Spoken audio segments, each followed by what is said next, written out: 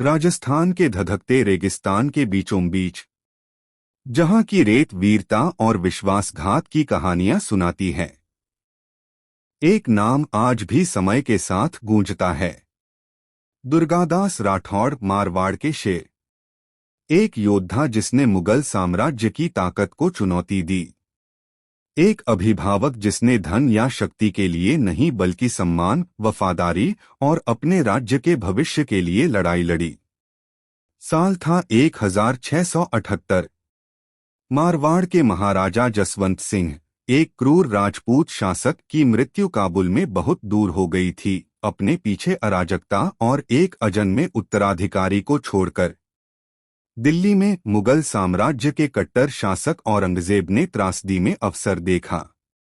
एक मजबूत उत्तराधिकारी के बिना मारवाड़, गौरवशाली रेगिस्तानी साम्राज्य को साम्राज्य द्वारा पूरी तरह से निगल लिया जा सकता था।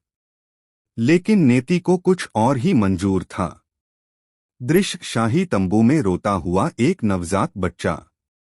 एक बच्चे का जन्म हुआ, अजीत सिंह, मारवाड़ का उत्तराधिकारी।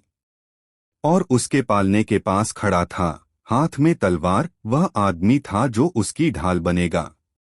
दुर्गादास राठौड़। दुर्गादास सिर्फ एक सैनिक नहीं थे, वह अटल निष्ठा के व्यक्ति थे, राजपूत धर्म के अवतार।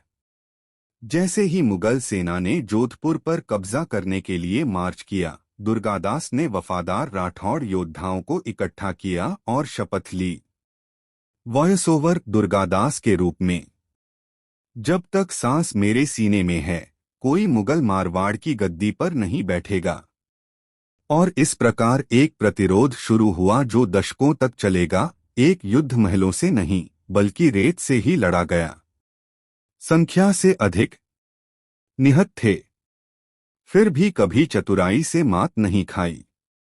दुर्गादास ने रेगिस्तान को अपना सहयोगी बना लिया। गुरिल्ला युद्ध के माध्यम से उन्होंने छाया से बाहर निकलकर हमला किया, मुगल चौकियों को परेशान किया, आपूर्ति में कटौती की और मृगतृष्णा की तरह गायब हो गए। मुगल अधिकारी उससे डरने लगे। कुछ लोगों ने तो उन्हें श्रद्धांजलि भी दी, उनके क्रोध से बचने के लिए रिश्वत भी। साम्राज्य के लिए वह एक विद्रोही था, मारवाड़ के लिए वह एक किंवदंती थे। लेकिन दुर्गादास एक योद्धा से कहीं अधिक था, वह रणनीति और साजिश का स्वामी था। मुगल दरबार के भीतर भी उन्होंने अपना खेल खेला। वह औरंगजेब के पुत्र प्रिंस मुअज्जम और प्रिंस अकबर के पास पहुंचे, दोनों अपने पिता के अत्याचार से निराश थे। उसने उनके कानों में विद्रोह की फुसफुसाहट भरी, बेटों को खुद सम्राट के खिलाफ कर दिया। जबकि औरंगजेब ने अपने खून से लड़ाई लड़ी, दुर्गादास ने मारवाड़ पर अपनी पकड़ मजबूत कर ली। साम्राज्य का सबसे महान सेनापति रेगिस्तान में भूतों से लड़ रहा था और अपने महल में राजनीति से। दृश्य दुर्गादास एक छोटी लड़की औरंगजेब की पोती सैफुन्निसा के पास बैठे हुए हैं और उसे पानी दे रहे हैं। युद्ध की अराजकता में भाग्य के एक मोड़ ने दुर्गादास के सम्मान की परीक्षा ली। एक अभियान के दौरान मुगल राजकुमारी सैफुन्निसा, जो सम्राट की अपनी पोती थी, उसकी हिरासत में आ गई।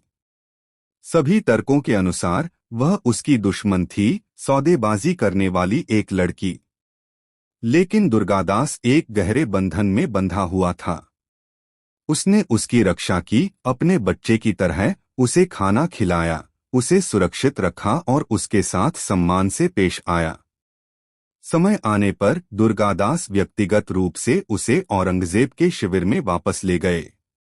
दृश्य औरंगजेब बूढ़ा और थका हुआ उस राजपूत योद्धा को देख रहा है जिसने अपने खून को बख्शा। साम्राज्य के अमीरों के बीच जगह की पेशकश की, लेकिन दुर्गादास ने खरीदने से इनकार कर दिया। उन्होंने उपाधियां स्वीकार की, अपने लिए नहीं बल्कि इसलिए ताकि वे अजीत सिंह की उचित गद्दी के लिए लड़ना जारी रख सकें। औरंगजेब की कृतज्ञता भी उसकी निष्ठा को नहीं तोड़ सकी। दृश्य वर्षों बीतने का दृश्य। दुर्गादास बड़े हो रहे थे, योद्धाओं को प्रशिक्षित कर रहे थे, बालक अजीत सिंह एक आदमी के रूप में विकसित हो रहे थे। कथावाचक लगभग 30 वर्षों तक दुर्गादास ने संघर्ष किया, कभी तलवार से, कभी दिमाग से। चिलचिलाती गर्मियों और अंतहीन युद्धों के दौरान उन्होंने एक पिता की तरह अजीत सिंह की रक्षा की। उन्होंने मारवाड़ को लहूलुहान होते देखा, लेकिन कभी आत्मसमर्पण नहीं किया। लोगों के लिए वह एक प्रतीक बन गए, प्रतिरोध का, राजपूत गौरव का, अटूट भक्ति का। दृश्य औरंगजेब मृत्युशैया पर पड़ा हुआ है, मुगल साम्राज्य के नक्शे टूट रहे हैं। कथावाचक फिर 1707 में दुनिया बदल गई। शक्तिशाली औरंगजेब, राजाओं का विजेता, साम्राज्य का निर्माता, ने अंततः अंतिम सांस ली। उनकी मृत्यु से मुगल साम्राज्य कांप उठा। संपूर्ण भारत में विद्रोह भड़क उठा और अव्यवस्था के बीच दुर्गादास ने अपना क्षण देखा। दृश्य गरजते ढोल। राजपूत घुड़सवार सेना रेगिस्तान से होते हुए जोधपुर किले की ओर सरपट दौड़ती हुई। कथावाचक सूर्य के बैनर तले राठौड़ प्रतीक चिन्ह दुर्गादास और अजीत सिंह ने अपना अंतिम अभियान शुरू किया। जोधपुर में मुगल सेना कमजोर और विभाजित हो गई और उसे मारवाड़ के बेटों के क्रोध का सामना करना पड़ा। उन्होंने दरवाजों पर धावा बोल दिया, तलवारें चमक रही थीं, युद्ध के नारे मेहरानगढ़ किले की नीली दीवारों से गूंज रहे थे। वर्षों के निर्वासन के बाद जोधपुर फिर से स्वतंत्र हो गया। दृश्य अजीत सिंह सिंहासन पर चढ़ रहे हैं, दुर्गादास उनके बगल में गर्व से खड़े हैं। दुर्गादास ने दशकों पहले जो शपथ ली थी, उसे पूरा करते हुए अजीत सिंह को जोधपुर का महाराजा घोषित किया गया। दृश्य एक बुजुर्ग दुर्गादास रेगिस्तान की चोटी से सूर्योदय देख रहे हैं। उनका कवच खराब हो गया है, लेकिन आंखें शांत हैं। कथावाचक दुर्गादास ने मारवाड़ पर पुनः कब्जा कर लिया था, लेकिन उसने कोई इनाम, कोई सिंहासन, कोई पदवी नहीं चाही। वह चुपचाप रेत में लुप्त हो गया, एक योद्धा जिसकी लड़ाई स्वयं के लिए नहीं बल्कि कर्तव्य के लिए लड़ी गई थी। उन्होंने अपने अंतिम वर्ष उज्जैन में बिताए। एक संत व्यक्ति के रूप में उनके पूर्व शत्रु भी उनका सम्मान करते थे।